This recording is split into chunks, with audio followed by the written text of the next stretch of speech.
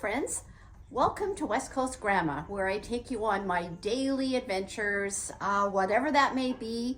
Right now, because it's May and of course the start of the warm weather and a little bit of rain here and there, right now my focus is pretty well the garden. Everything is growing like crazy. I'm just in my greenhouse and I don't know, there's some lettuce here that's probably not too happy. It's a little on the warm side. And a few peppers left that my husband is going to take for some people at his work. And other than that, there's just a few bits of things in here. Yeah, a few more tomato plants, stragglers that I'm hanging on to for people. I wanted to show you though this, where is it here? Let me see. See that right there? That is Piccolino and Greek dwarf basil. It's the cutest little plant, and I just grow it kind of for show in a pot, and it's so cute. So anyway, I just thought that I would show you in my greenhouse for a minute. Today we're going to make something that's one of my favorite staples over the winter, and that is my flavored salt. Now this is something anybody can make, even if you don't have a herb garden. If you have a friend that says, oh my God, I got a whole bunch of rosemary and thyme, just ask for a couple of handfuls and then you just buy your salt, and I've got a recipe. We're going to go and put that together. I store it in jars for the whole winter. My kids all love it. It's the greatest thing. My favorite is the fresco, which is a combination of herbs and lemon rind and some garlic. Anyways, I will be going into that. We're just gonna pick the herbs we need and we're gonna head back to the house. So first of all, I'm just gonna grab some rosemary out of here, out of my greenhouse, and then we're gonna head up to the garden and I'll show you my big thyme plant. So we'll catch up in the garden. Well, here we are up in the garden. If you notice it behind me, look at that pure lushness. Everything is just growing like crazy. I come up here and everything is like, well, not twice as big overnight, but sometimes it kind of seems like it. Right down here in front of me is my great big pot of thyme. There's two varieties in there. The smaller one here at the front, this is English thyme, and I'm actually not sure what this other one is. But because it's not flowering quite as much, this is the one I'm going to pick. So I'm just going to cut, I'm just going to snip all these pieces. Because actually for my recipe, we just use everything whole. I mean, I don't need to strip the leaves off. You just put the stem in. This is such an easy recipe, and one that, like I say, anybody, if you have a food processor, preferably. It does work in a blender, but if you don't have a really good blender, like a strong one, like a Vitamix, it's a little hard. It gets kind of caught up with all the salt. But anyway, it's typically a perfect thing to use your food processor for. So let's just have a little, I'm going to mix a little bit of the English in here as well. There we go. I actually should be picking this to dry. I have done some and put it in my dehydrator so that I have herbs for the whole winter. That is another thing. We'll do that on another day here. I dry a lot of mint and Tulsi basil, which is holy basil, for tea. And I have a whole cupboard full, and I just mix up whatever blends I want. So if we'll do that on another day, because that's another pretty easy project. So I think that should be good. There we are. Everything will just come back that much better. So that's perfect. Alrighty, let's go for a little walk over. My recipe actually doesn't call for oregano, but I'm going to put a little bit of oregano in today because I've got so much and it's pretty beautiful. All right, let's just grab this here.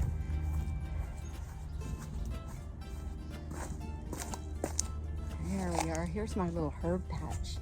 See that in there? That's sage that's just starting to go to flower, so the bees are going to be totally happy with that pretty quick. And right in the front here I have cilantro that I started from seed, and this big plant right here, this is all oregano, which again is going to seed pretty or go to flower pretty quick, and it's full of purple flowers, and the bees again love that. So actually I'm just going to pick a little bit here, and then we're going to head on back to the kitchen and I'm going to show you how to make the easiest flavored salt that you've ever made. and delicious. Catch you in a minute. Well, I'm just heading back to the house and I cut through the fire pit, but I'm just looking as I walk down this pathway. Look at how gorgeous that looks with all the rhodos coming out. They're just beautiful. I know they're short-lived, and when I see all these flowers, I think, oh God, that means we have to deadhead them all. But I mean, how beautiful is that to see all the different colors and all the different greens? That's kind of what I like about gardening. You can just choose what you want to put in and look at the combinations of colors over there, all the different greens. That's an island in our pond, that yellow right in the center. And what we did for the fish is we took an old plastic table, a green one, round one, and we put it in the center of the pond and then put all slate rock on the top. And that way it acts as a place for the fish to hide from the herons, which are always around here. And also in the winter, they tend to go down there because it's about 5 feet. So that was a little trick if you ever do a pond and you need to create a little island in the center. That's how you can do it. So we'll head right into the kitchen. Welcome back to my kitchen. So we're gonna go through this recipe for fresco salt. And before we start, I made basil salt, which is just similar. Again, you can just mix a few handfuls of basil in with a couple of cups of salt in your food processor, and then I lay it on a dehydrator tray, probably only for about an hour to dry it out, because I don't want it to be damp still when it goes in, because of course all these herbs I just picked and they're damp. Again, I don't wash them, but I do admit I did wash my rosemary. I've had a little bit of an issue with rosemary. I used to have a great big plant and then it suddenly died in the greenhouse, and I'm not sure why. So the last 2 years I've been trying to cultivate another big plant because I love rosemary. Of course, we do a lot of fishing and cook salmon, and I use rosemary when I cook salmon. So I definitely need my rosemary bush back. So today it was in the greenhouse and it had a little bit of dirt on it from watering it. So I did wash the rosemary, but the rest is fine. It's an overhead sprinkler. The dog doesn't go in the garden. I'm not too worried about it. So we're just gonna use it just as is, stems and all. So again, you can make basil. I also made garlic scape salt, which was pretty good. Not my favorite, but it was still good. What else did I make? Oh, and celery salt, of course. I mean, I have a jar. I'll show you that jar of celery salt. That is what it looks like. It's just a nice jar of salt. I have it on my counter because I've been using this one. I found it in the back of the cupboard and thought I better get using it. I'm pretty well down to my last jar of the fresco, which I will again show you. And I also like to collect cool little jars to put it in, especially if I give it as gifts. I have this jar here, cute little ones. This is one that's left over that I made, nice little thing just to give to somebody.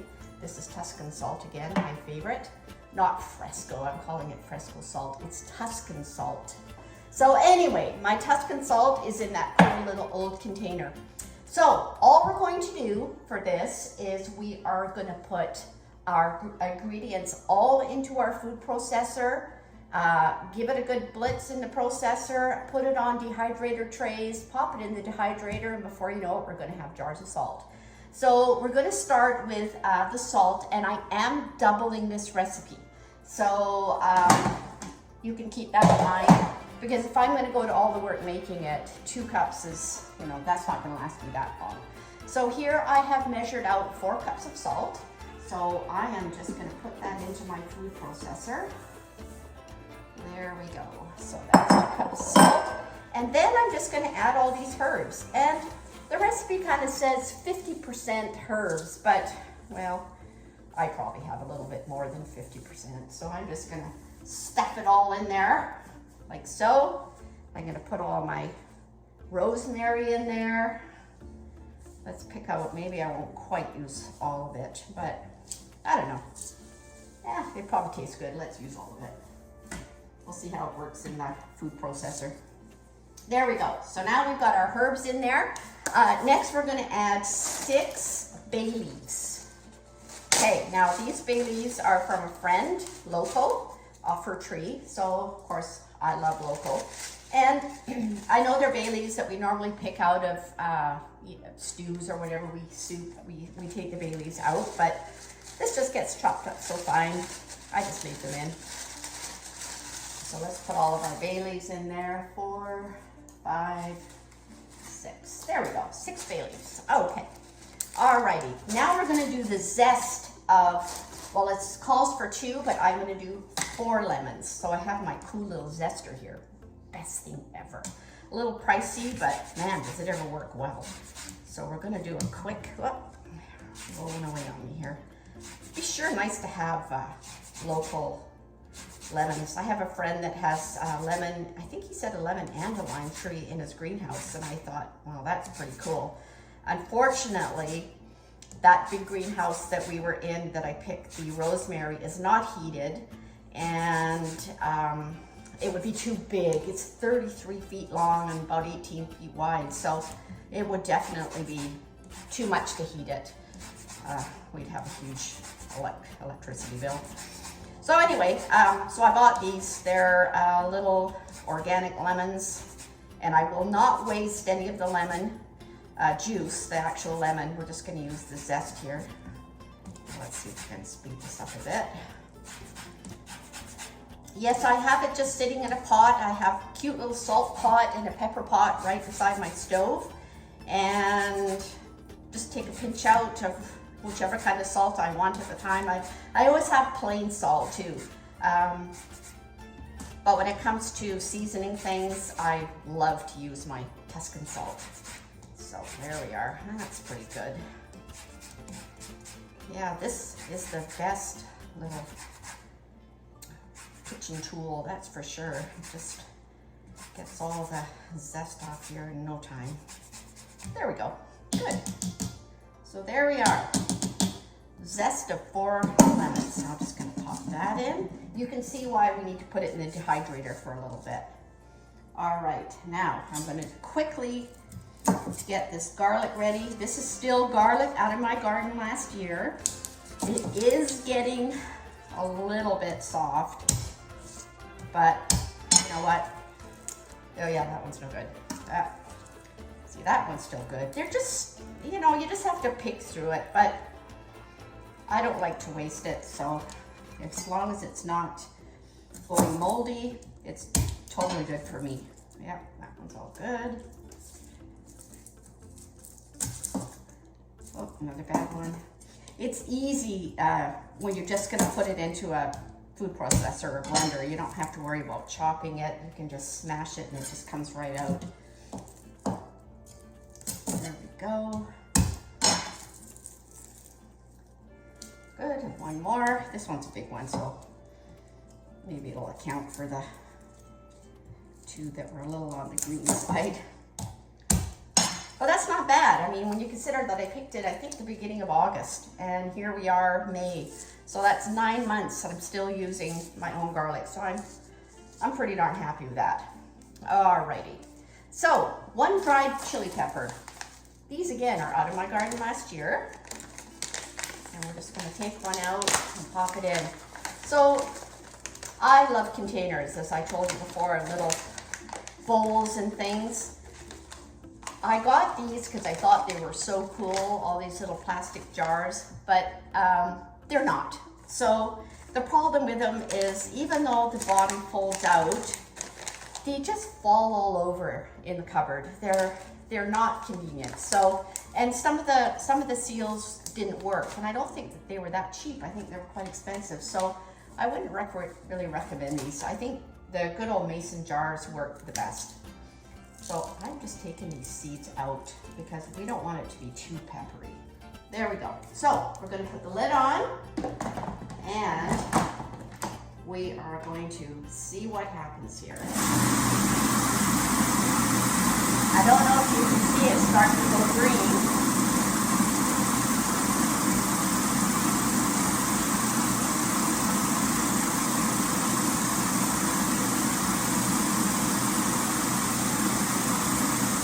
That Tuscan salt. That's all there is to it, really. Okay, we'll give it a check.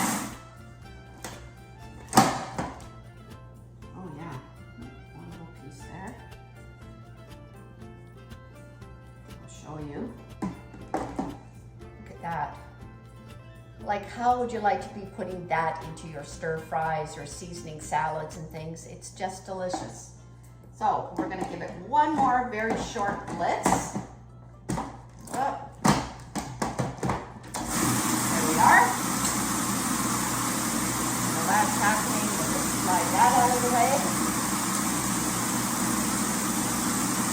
And I have my trays all ready for the dehydrator. Okay, that is all there is to it.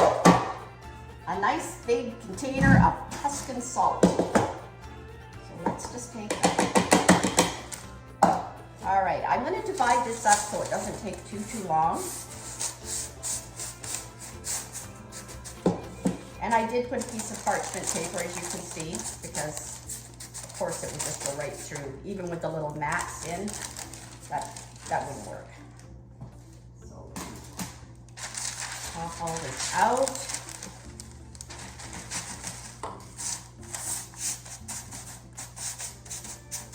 I mean, how easy would this be to make and give it out? You could give it at Christmas, add a couple of little jars of your jams and jellies, or a chutney that you make out of your garden that's kind of your thing. I actually have a really awesome it's called beetroot chutney. Oh my God, it's to die for. I'll probably have to do a video on that one day because it's not anything I've ever seen, and it's really good. Everybody that I give it to, even if they like or don't like beets, they still love the beetroot chutney. There we go. So, there we are. That's all there is to it. So I am going to go put this in the dehydrator, let it probably go for an hour, and then I'll come back and we'll just show you how we just pop it into jars and label it, and you've got your probably about 2 or 3 large jars of Tuscan salt that'll last you for the whole winter. There we have it. Just gonna go pop it into the dehydrator, see how nice that looks, and it looks pretty well the same when I take it out of the dehydrator. So we'll come back and show you at that time. Well, here I am back now with my 4 trays of dried salt. I just stirred it up a few times and it's all lumpy. So what we're going to do right now is we're just going to give it a quick blitz in the blender, or in the food processor here again, like so, just to make it a little bit finer, because the lumps were just from the moisture. There we go. It really doesn't take very long. I think maybe it was in maybe an hour and a half. And if you got lots of trays, you could always just put a really thin layer. I had it a little bit thick. There we are. So let's just put that lid on. This is very quick, because it just takes a couple of seconds to get the lumps out. There we go.